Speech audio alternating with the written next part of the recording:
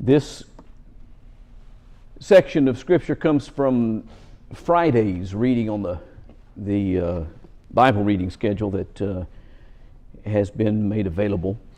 And as I was reading through the material this week, this chapter captured my attention for, I think, reasons that might become obvious in a moment. It is a passage that has captured the attention of a lot of people and has given rise to much misunderstanding.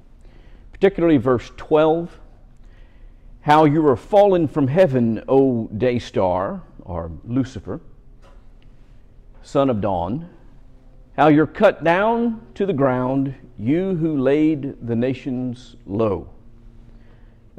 This is a text that is oft cited, that gives rise to a false storyline of celestial history about angels and heavens and wars and all sorts of things, and it touches all areas of our society. The King James rendering provides a basis for the introduction of mythology into it by using Lucifer as a proper noun and talking about it in the way that much mythology and folklore used it.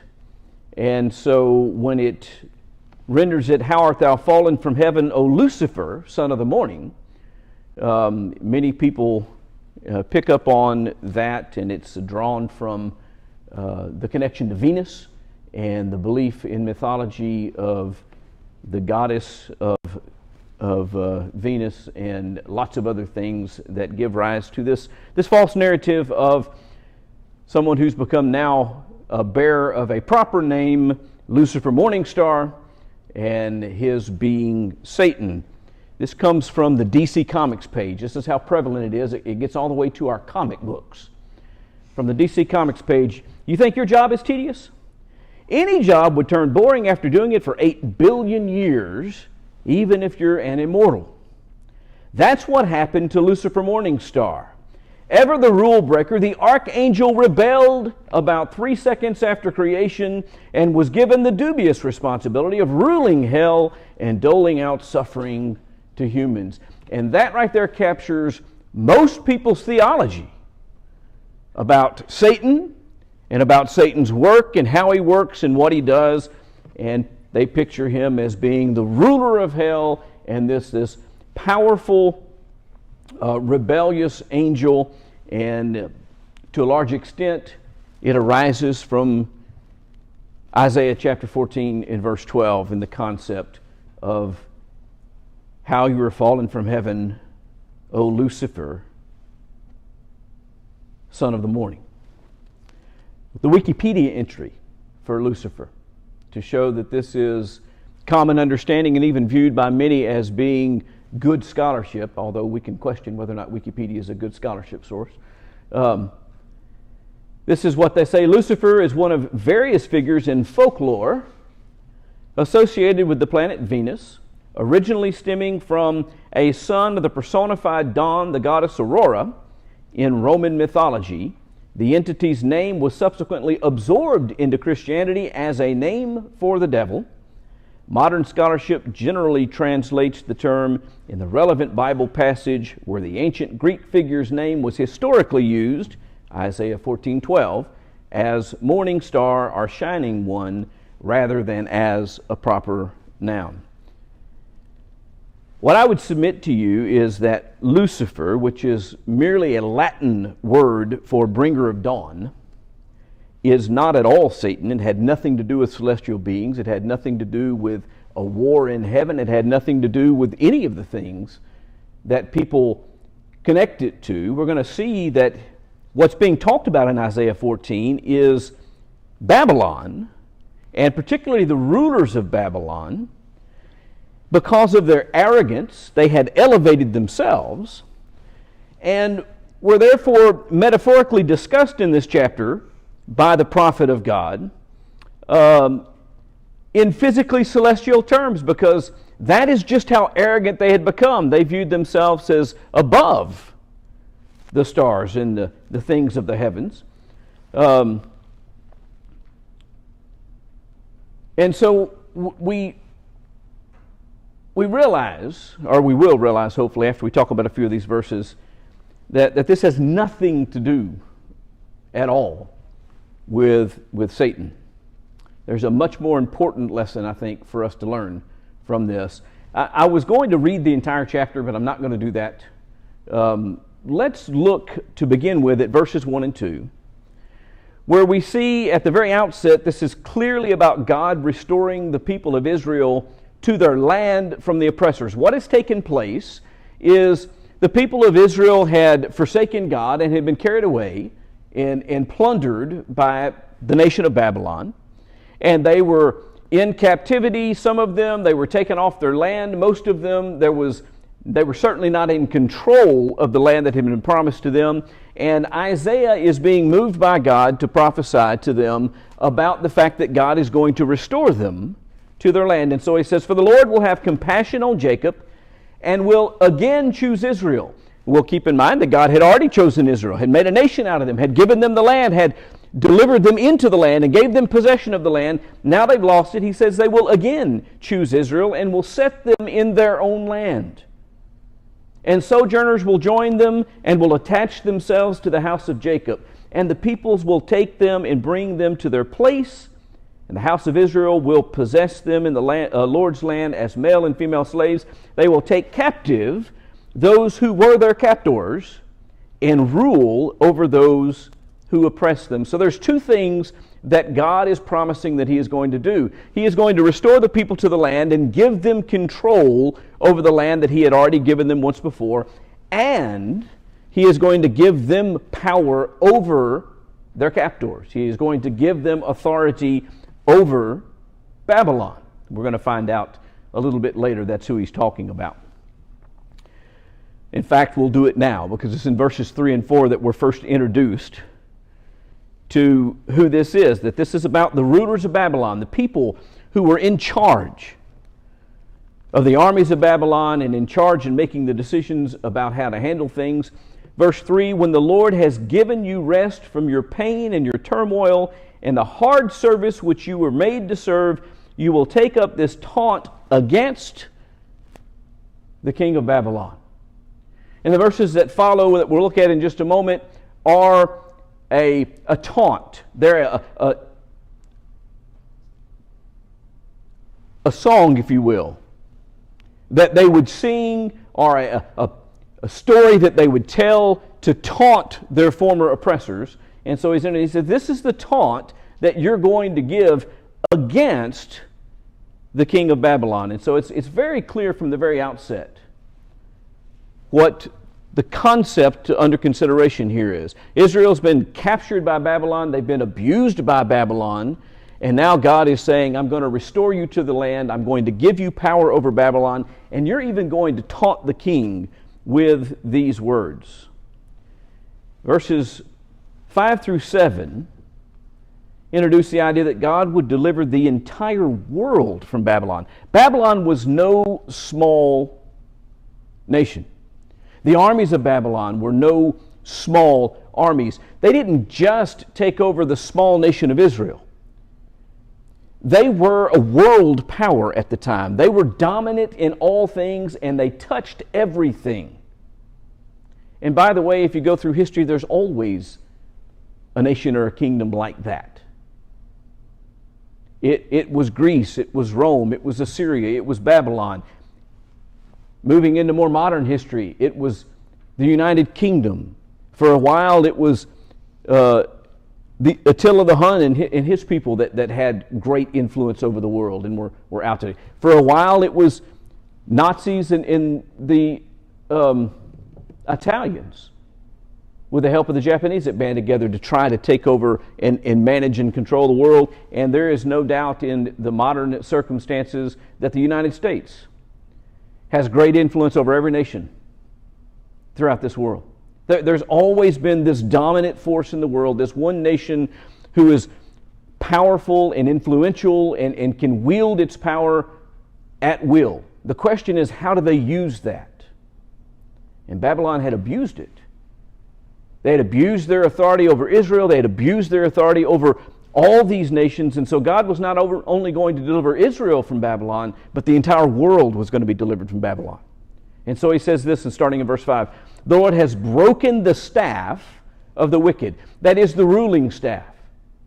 The tool that symbolizes their authority and their power to rule and to guide and control. God has broken the staff of the wicked, the scepter of rulers, that struck the peoples in wrath with unceasing blows. And so these people were oppressive and abusive, and they never let up. They just continued to oppress and abuse, that ruled the nations in anger with unrelenting persecution. Talk about people abusing authority that God gave them. We should understand that Babylon was allowed to raise up and execute this authority over the world because God allowed them to do it. And God used them to subjugate Israel and carry them away from the land and carry forth His judgment against them. But what He didn't give them the right to do is abuse that power and unrelentingly persecute and harm and strike people. But that's what they did. Verse 7, "The whole earth is at rest and quiet." Because God is going to act now to remove Babylon from power, the whole world is at rest and quiet. They break forth into singing, in celebration, because their persecutors have been brought low. The rule of Babylon was brought to the grave, is the way it's described. Look at verses 10 and 11 of Isaiah 14. "All of them will answer and say to you, 'You too have become as weak as we.'" These are the oppressed peoples. All of them, that's the oppressed nations. The one who Babylon had been abusing, he says that they are going to say to Babylon, "You're as weak as we are. You've become like us." Verse 11, "Your pomp is brought down to Sheol." And pomp is simply the celebratory nature in which people arrogantly move through. You go to a graduation ceremony, and all of the regalia and all of the stuff that goes on, they call that pomp and circumstance. In fact, the song that they play at graduation ceremonies is even named Pomp and Circumstance. It's all about displaying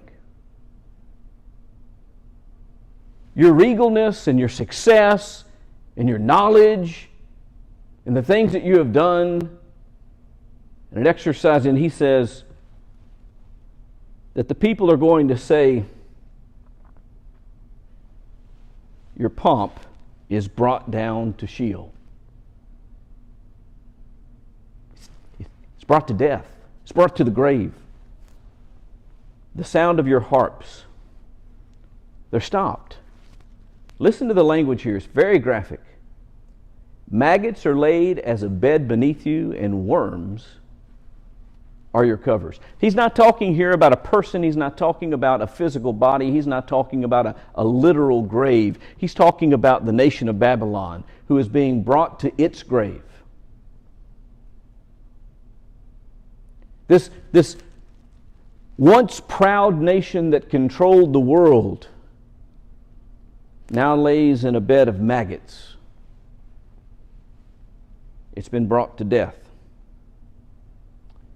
And then the misunderstood, or even better put, misused text is simply about their arrogance and how God would humble them. Listen, starting in verse 12. "How you are fallen from heaven, O day star, son of dawn. How you're cut down to the ground, you who laid the nations low." They went through and they took over nations, and their armies just razed the countryside.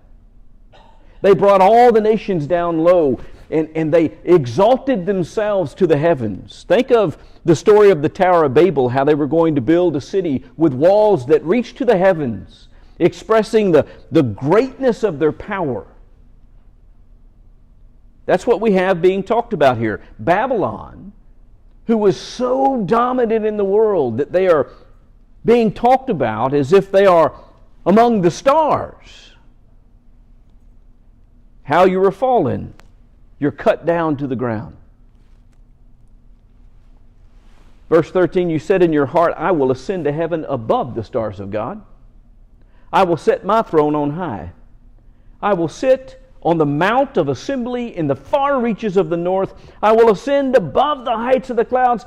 I will make myself like the Most High God. That arrogance of man that presents itself over and over and over again through the Scriptures. You know where it begins, where it makes its first appearance? Genesis 3. Genesis 3, where Satan is tempting Eve to partake of the fruit of the tree of the knowledge of good and evil and suggests to her that the reason why God doesn't want them to eat that fruit is because it will make them like God.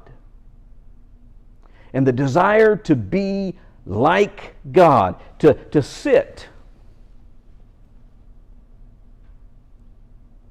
in the throne of God, in the position of God. All of the historical emperors throughout history have developed God complexes.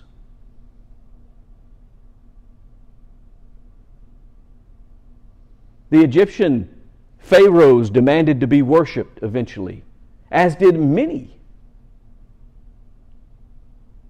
of the emperors throughout history. Other people get into power, positions of power, and even people that just have life or death decisions at their hands, like doctors, develop what is referred to as a God complex. That's what this is talking about. They have exercised such great control over so many peoples and done anything that they wish to do and controlled all things and had the wealth and power that goes along with that they have determined that they're just going to keep going. They're going to excel above the stars of the heavens and even be like God. But, there's that word. But, in verse 15, you are brought down to Sheol, to the far reaches of the pit. You think you're way up here and that you're untouchable. But God's going to put you at the very base of the pit. You're going to be so low that there's nowhere lower to go. That's the warning. God's going to humble them, to help them learn that they're not in that position because of their greatness. And that's what ultimately happens to people. They start thinking about themselves as being great. And look at what we've accomplished. And look at what we can do. And look at how great we are. And that's a big mistake. And that's a big part of what we're being taught in Isaiah 14, is to not develop that kind of a mindset that says, look at how important we are. Look at how great we are. Look at what we can do. After all that metaphorical language, the prophet of God gets very direct and very literal. Read with me verse 22. I will rise up against them, declares the Lord of hosts, and I will cut off from Babylon name and remnant, descendants, and posterity, declares the Lord. He says this is the end of Babylon. You know something? Babylon fell. Babylon vanished. Babylon still doesn't exist. And never will. Despite the fact that there have been rulers in that part of the world, Turkey and Iraq and those places, who have dreamed of bringing the glory of Babylon back. It's never happened. It's never going to happen. I will cut off from Babylon name and remnant, descendants, and posterity. There's not going to be anything left when I get through. This isn't about heavenly rebellion against God. This is about earthly rebellion against God. It's about men becoming arrogant and forgetting that God is the ruler, that God is the source of power, that God is the source of authority, that God is the decision maker. Let's look at a series of verses in the Scriptures to help us focus in on this. First, turn to the 75th Psalm with me. Psalm 75, we're going to read verses 4 through 7 together. Through the psalmist we read, I say to the boastful, do not boast, and to the wicked, do not lift up your horn. Do not lift up your horn on high or speak with haughty neck. And what it means, as far as I can tell by do not lift up your horn on high, means that don't blow your trumpet. The expression in our language is someone toots their own horn. He says, don't do that. For not from the east or from the west and not from the wilderness comes lifting up, but it is God who executes judgment, putting down one and lifting up another. You didn't get to your position because of you. You got to your position because God allowed it to be. God lifts up. And God puts down. And God is in control. That's what the psalmist is saying. Don't start thinking that you've accomplished something great if you've succeeded at something. It's only happened because God allowed it to happen. Daniel chapter 4, verse 17. Now, let's go to Daniel chapter 2 first. Daniel chapter 2 and verse 19 through 21. This is the first time that Daniel speaks to Nebuchadnezzar. The mystery was revealed to Daniel in a vision of the night. This is a great dream that Nebuchadnezzar has had. He's wanted to know what the dream was and wanted to know what its interpretation was, and none of the wise men could give him the answer. But the mystery was revealed to Daniel in a vision of the night, and Daniel blessed the God of heaven. Daniel answered and said, Blessed be the name of God forever and ever, to whom belong wisdom and might.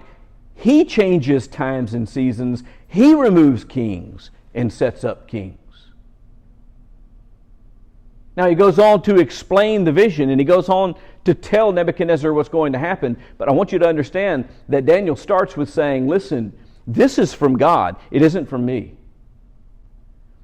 And this message is about how God works among men. And it's His name that deserves to be blessed, not any man. And to Him belong wisdom and might. He changes the times and the seasons. He removes kings and sets up kings.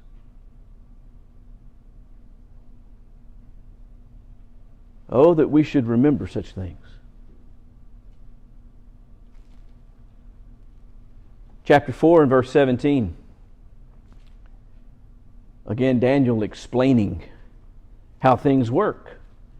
The sentence is by the decree of the watchers. The decision is by the word of the holy winds, to the end that the living may know that the Most High rules in the kingdom of men and gives it to whom He will, and sets over it the lowliest of men. Now there's something that might humble a great leader. Not just the idea that God's the one that's in control, not just the idea that God sets men in these positions of power, but the last statement. Did you notice what he said? He sets over it the lowliest of men. In other words, don't start thinking that you're great because you're the one in control. It may very well be that you're the lowliest of men that God has placed in control. You're not there because of how great you are, in other words. You might be the least of men. We always think that we want to put the greatest men in the position of leadership and power. You know what God said? He sets the lowliest of men into positions of power. It's not how great someone is. It's that God's allowed them to come into power. 1 Samuel chapter 15 and verse 23, Samuel is sent to speak to the king Saul. Saul has done some things to alienate himself from God. He has become arrogant. Like many of the kings of the nations around Israel, he has become arrogant and has begun to think that he's the one that's controlling the fate of Israel. And so he starts looking to other places and other sources of help so that he can be successful. And he's forgetting about God. And listen to what the prophet is sent to tell him. Chapter 15 and verse 23 of 1 Samuel. For rebellion is as the sin of divination, and presumption is as the iniquity of idolatry. Because you have rejected the word of the Lord, he also rejected you from being king. Saul, you're not king because of how great you are, and you're not king because of how powerful you are. You're not king because of how great of a warrior you are, or how tall you are, or how beautiful you are, or how large you are, or how good of a leader you are. You were chosen by God because you would listen to Him. And when you got arrogant and you quit listening to Him and you rejected His word, He rejected you as king. Moving to the New Testament in Acts chapter 12, starting in verse 21, there's an interesting record of one of the Herods. The Herods were Roman rulers in Asia and the Middle East. On an appointed day, it says in Acts 12:21, Herod put on his royal robes. I want you to picture this. Here's this ruler. He pulls out the sign of his royalty. These clothes that were to be worn to show his position, his power. He puts on his royal robes. He took his seat upon the throne. And so he gets his special clothes out, and he pulls out his special chair, and he sits down on his special chair in his special clothes. And the people were shouting, "The voice of a God and not of a man." He had fooled the people into believing that he was like a god. Immediately, an angel of the Lord struck him down because he did not give God the glory, and he was eaten by worms and breathed his last. Now imagine that scene where an arrogant ruler puts on his royal robes, goes out and sits on his throne and receives the adulation of his subjects. And because he doesn't stop them when they say, "You're a god and not a man," God strikes him dead.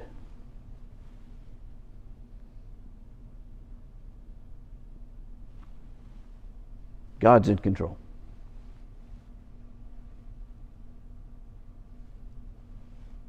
Romans 13, let every person be subject to the governing authorities, for there is no authority except from God. And those that exist have been instituted by God.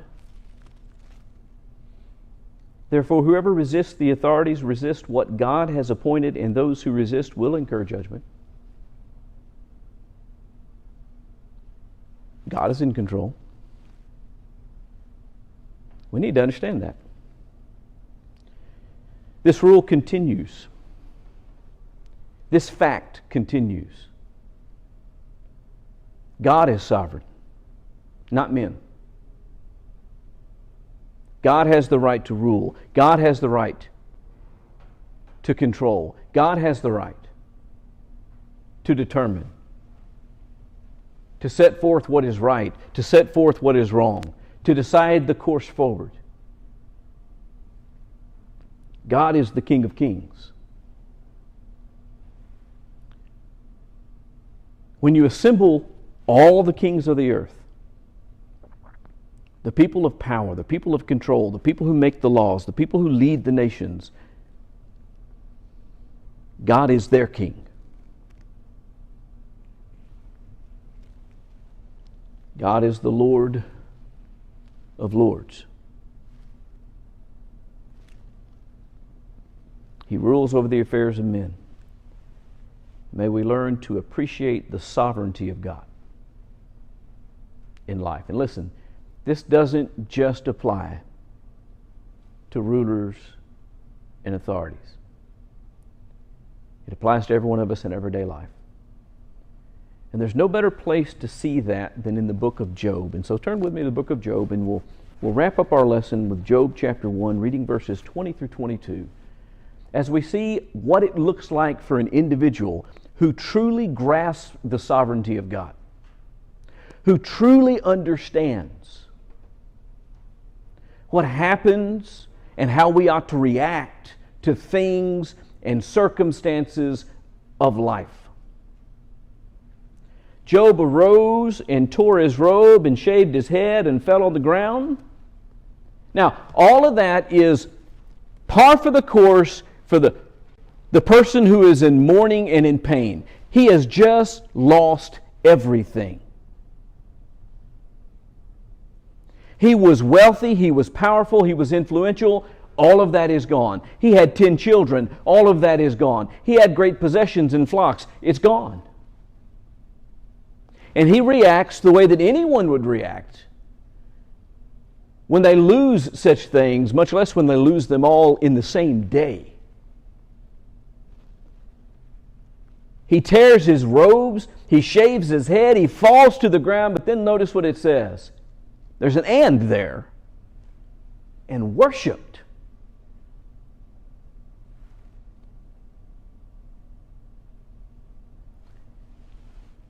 What anyone would say was the worst day of Job's life, when he lost everything of value in this world.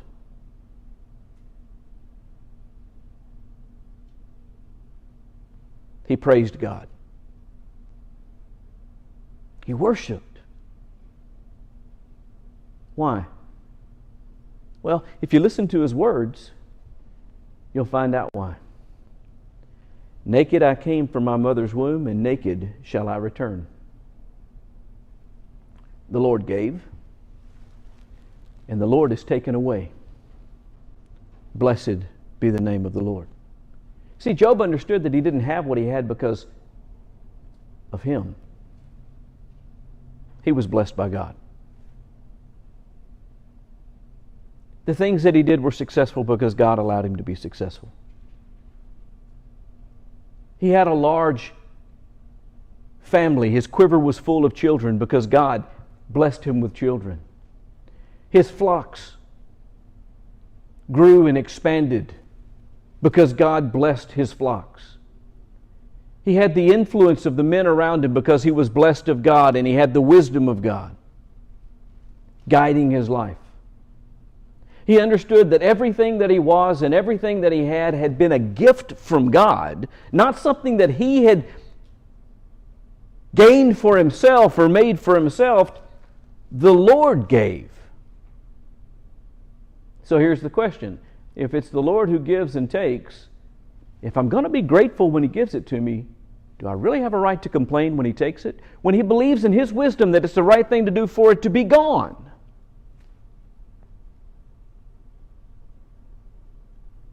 Do I blame God?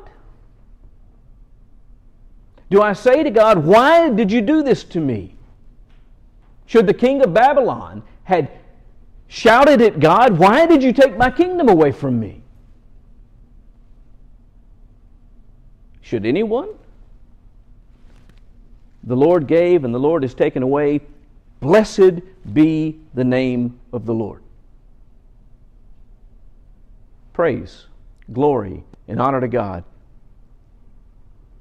Not just for those things that he wills to happen that I like and that do what I want, but also on those things that happens that I don't like and that may make life more difficult for me. Look at verse 22 very closely. In all this, Job did not sin. You want to know how not to sin? Respect the sovereignty of God.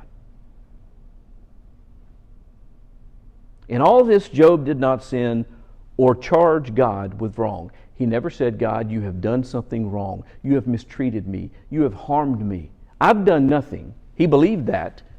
He makes that argument all through the book. But he never says, God, you've done me wrong. He recognizes that God is the King of Kings and the Lord of Lords. He recognizes that God rules in the affairs of man. He recognizes that he doesn't have the knowledge and the wisdom of God. And instead of charging God with wrong, he sought understanding from God. Make this make sense to me. Help me understand. What am I supposed to learn? If I've done something wrong, make me aware of what I've done wrong. You know what's interesting to me? That principle right there, that is something that continues to proliferate among men. That if you're good and godly, that only good things can happen to you, and if bad things start happening to you, you must have done something wrong. That continues to be the mindset of people. And we have two things told us about Job. He lost all of his wealth and his family and all those blessings while he was a righteous man and blameless in his time. And he lost his health. He was stricken with disease and illness. It wasn't because he was wicked. It wasn't because he had done anything wrong. In fact, you know what the book of Job proves about it? It was because he was righteous that those things happened. When Satan was doing his work accusing people and looking for people to devour, God says, have you considered Job? He's a righteous man, blameless in his time. It's because he was righteous that God said, yeah, you go down there, you test him. You take it from him. You see. If he'll remain faithful to me. And he says, the Lord gave and the Lord takes away. Blessed be the name of the Lord. He worshiped God. Offered him praise and thanksgiving because he understood the sovereignty of God. That's the practical terms of this. That's how we take it from here and from reading about it in Isaiah 14, and we put it into play in our life. When things don't work out the way that we want them to, when something bad happens, when we get sick. I just talked to a man this morning. I'm not sure exactly what his age is, but I know he's younger than me. Found out a couple of months ago he's got lung cancer. This is a man who competes in Ironman triathlons. Does everything right, eats right, exercises. Does everything right. Gets told he has cancer.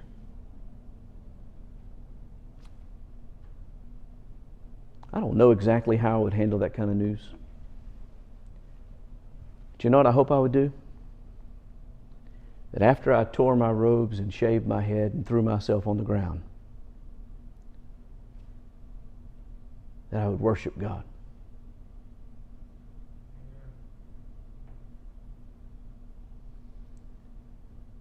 And that I'd be like David in doing so, such that the people around him said, what in the world are you doing? You remember that story? His little baby was sick. And he was fasting and in prayer, and then the baby dies, and he cleans up and puts on his nice clothes and says, let's fix a banquet. Let's have a party. And they said, what in the world are you thinking? I'll tell you what he was thinking. He understood. The Lord gives and the Lord takes, but blessed be the name of the Lord. That God is to be praised in all things, whether we understand it or not, whether we like it or not, whether it's easy or not. And we're not forsaken by God. Lo, I am with you always, even till the end of the age. We're not forsaken by God when these things happen. Being tested by the devil. And that's the time to worship God. That's the time to know that God is near. That's the time to know that we are not alone. Because if we become arrogant, like the king of Babylon, then God cuts us low and brings us to the grave. And ultimately that happens in eternity when we're separated from Him. That's the only thing that this lesson has in common with the devil. It's in the end, the carrying out of this sentence to its full degree is going to be carried out against the devil as well. We're all going to be cast into the place that was prepared for the devil and his angels. In that place where there will be weeping and gnashing of teeth. We don't want to do that. We want to continue to put our faith in God, continue to trust in Him, continue to walk with Him, and understand that anything that we do or anything that we have or anything that we experience, He is there, He is in control, and He will not let us, as His children, He will not let us be taken from Him. Lessons yours for your consideration. I hope I've said something encouraging.